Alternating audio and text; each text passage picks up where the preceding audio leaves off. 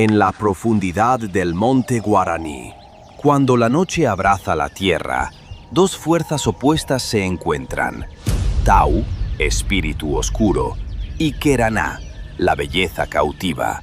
De su unión nacerán 7 hijos, pero solo uno será distinto: Yassi-Yateré.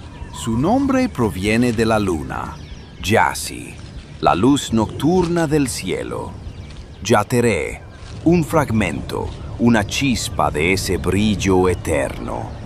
Así llega a la tierra, como un pedacito de luna perdido entre los árboles. Niño de cabellos dorados, piel clara como la arena y ojos de misterio. Yassi-Yateré recorre el monte con su bastón mágico y su sombrero de paja, oculto entre los sonidos del bosque. Dueño del descanso y guardián de la siesta, su bastón hechiza, hipnotiza, atrapa. Aparece cuando el sol está alto y el silencio reina.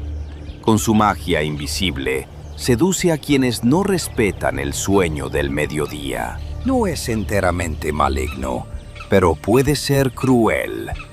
Atrae a los niños con su canto y los lleva a rincones del monte donde el recuerdo se desvanece.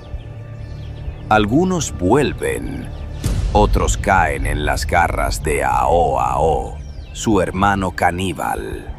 Desde Paraguay hasta el noreste argentino, el sur de Brasil y Bolivia, el silbido de Yassi-Yateré cruza fronteras.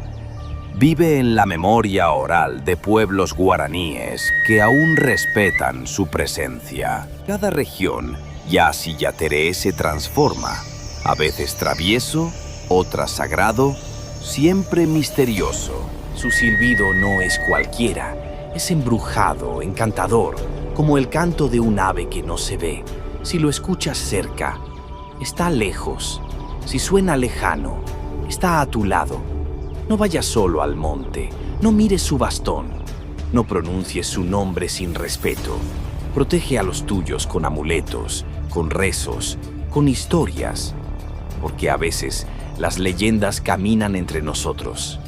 En cada comunidad, en cada fogón, los abuelos cuentan la historia, no solo para asustar, sino para enseñar que el monte se respeta, que la siesta se honra, y que el silencio también tiene guardianes.